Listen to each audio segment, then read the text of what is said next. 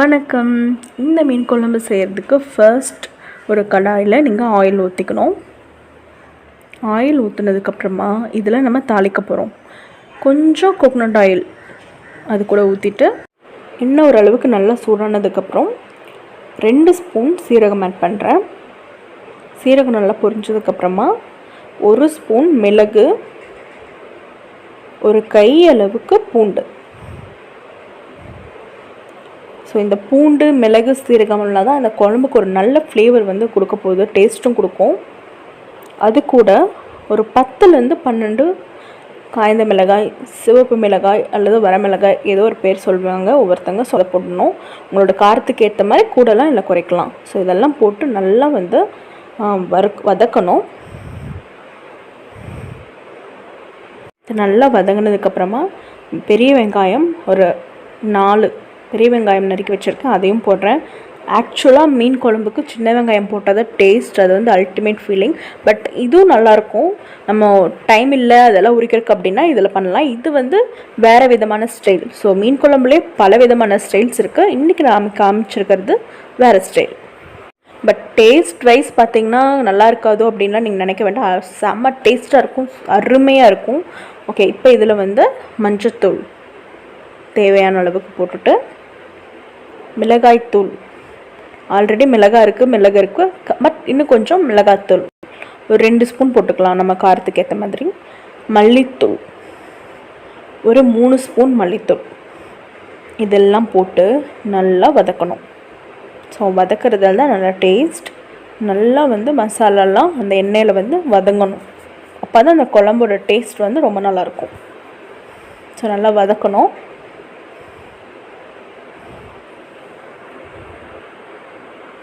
பாருங்கள், எல்லாம் எண்ணெய் நல்லா வதங்கிடுச்சு. இப்போ வந்து ஒரு 5 டேபிள் ஸ்பூன் அளவுக்கு கோகோனட் துருவிய தேங்காய் வந்து நான் ஆட் பண்ணுறேன். நிறையா சேர்க்கக்கூடாது, கொஞ்சமாக சேர்க்கணும். ஸோ சேர்த்துட்டு நல்லா வதக்குங்க. மீன் குழம்புலேயே நிறைய வகைகள் இருக்குது.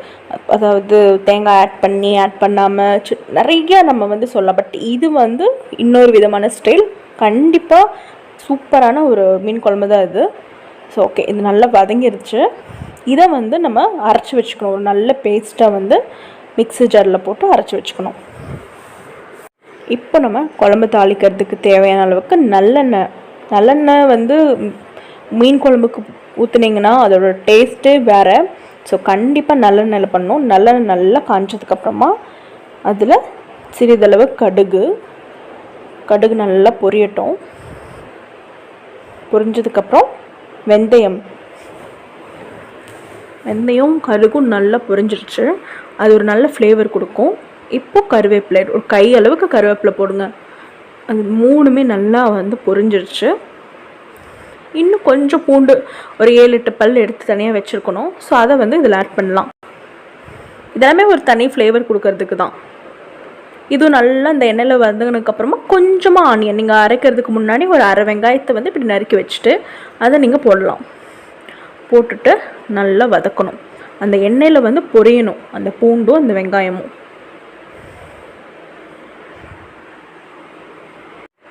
நல்லா வதங்கினதுக்கப்புறமா தக்காளி பெருசாக இருந்தால் 2, அப்படி சின்னதாக இருந்துச்சுன்னா ஒரு 3 தக்காளி போட்டு நல்லா வதக்கணும்.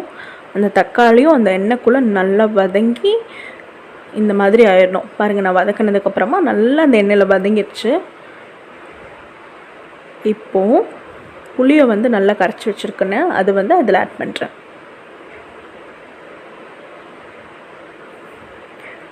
இந்த புளி தண்ணி ஆட் பண்ணிவிட்டு இதை நல்லா மிக்ஸ் பண்ணி விடுங்க. இது வந்து ஒரு கொதி வரணும்.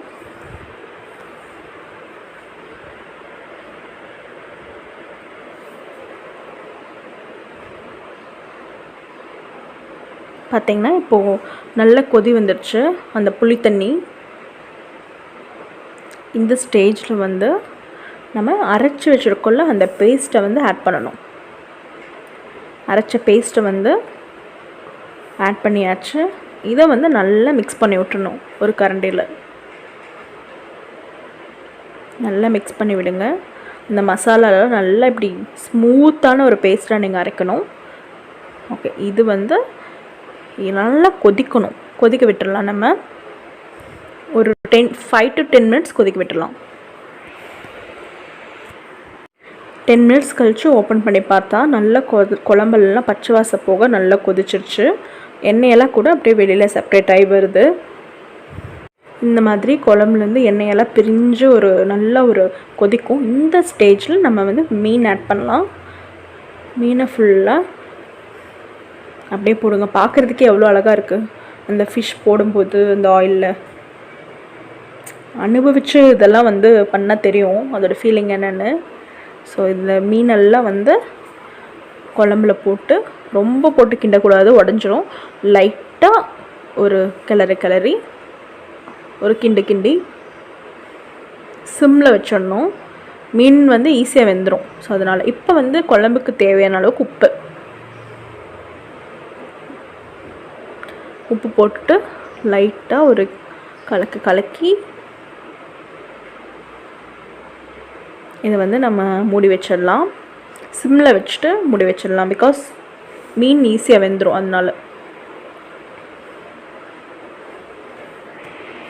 ஒரு 2 மினிட்ஸ் கழித்து ஓப்பன் பண்ணி பார்த்தா வாவ், சூப்பரான மீன் குழம்பு அப்படியே கலர்ஃபுல்லாக ரெடி ஆயிடுச்சு.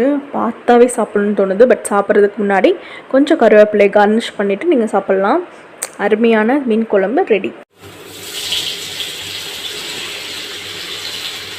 கண்டிப்பாக இந்த மீன் குழம்பை எல்லாருமே வீட்டில் ட்ரை பண்ணி பாருங்கள்.